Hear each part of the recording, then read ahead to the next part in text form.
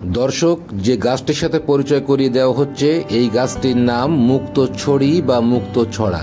এই গাছটি ঔষধি গাছ, অত্যন্ত উপকার।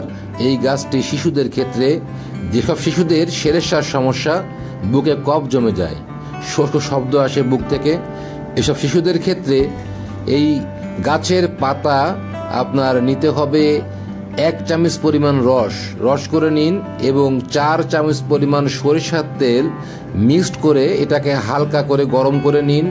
এরপর এই গরম তেলটি একটু উষ্ণ হলে কুসুম কুসুম গরম থাকা অবস্থায় শিশুর বুকে ভালো করে মালিশ করতে হবে।